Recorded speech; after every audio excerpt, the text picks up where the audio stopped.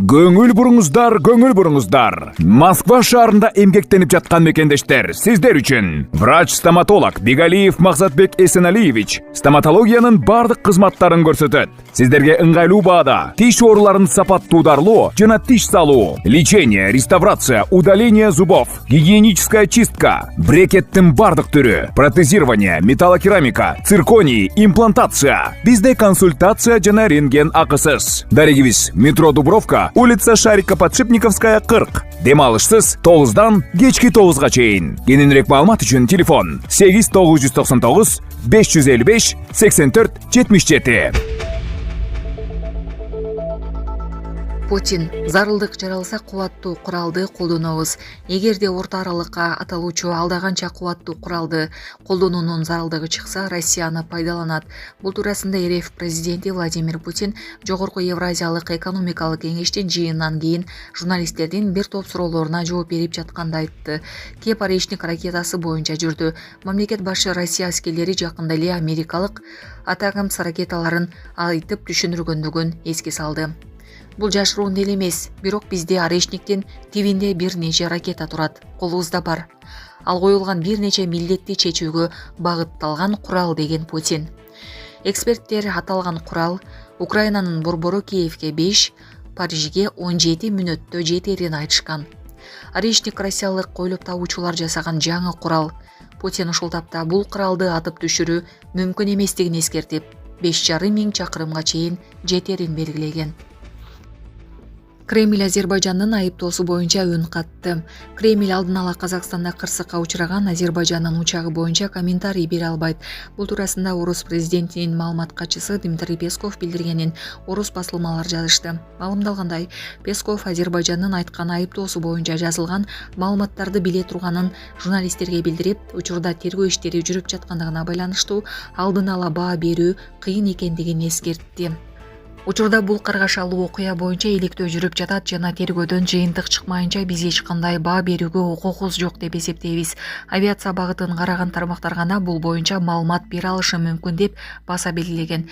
Беле кетсек, буга чейин азербайжандык авиакомпаниянын учагы Орусиянын жер аба ракетасы менен атып түшүрүлгөнүн Евроньюз агенттиги Азербайжан өкмөтүнүнгү булактарына таянып жазган. Эскерте кетсек, 25 декабрда жергиликтүү убакыт боюнча саат 11:30 Бакудан Грозныйга учуп келе жаткан Азербайжан аба жолдорунун учагы Актау шаарынан 3 чакырым алыстыкта кулап түшкөн. Учактагы 38 жүргүнчү каза болуп, 29 жаран, анын ичинен 3-өсү жаш балдар бейтапканага түрдүү жаракаттар менен жеткирилгендиги айтылган.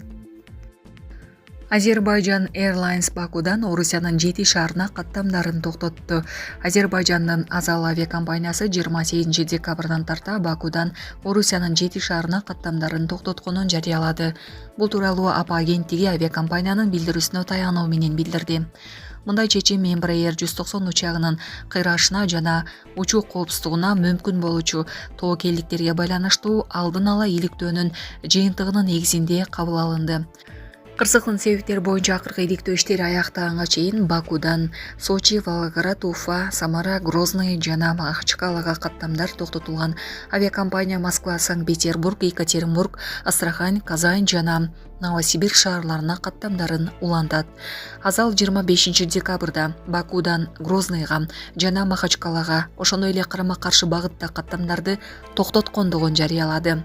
Эскерте кетсек, 25 декабрда жергиликтүү убакыт боюнча саат 11:30 Бакудан Грозныйга учуп келе жаткан Азербайжан аба жолдорунун учагы Актау шаарынан 3 чакырым алыстыкта кулап түшкөн.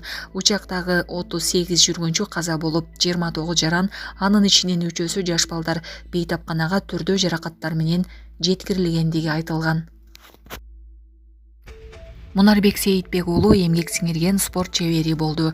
Париж Олимпиада оюндарында күмүш медаль жеңген мушкер Мунарбек Сейитбек уулуна бокс боюнча Кыргыз Республикасынын эмгек сиңирген спорт чебери наамы ыйгарылды.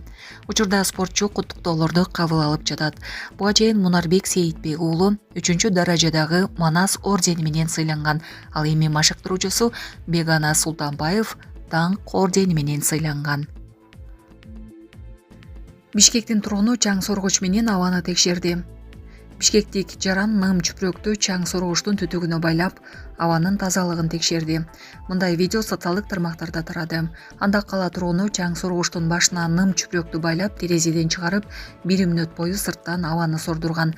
Видеодо ным чүпүрөктүн кир болуп калганын көрүүгө болот.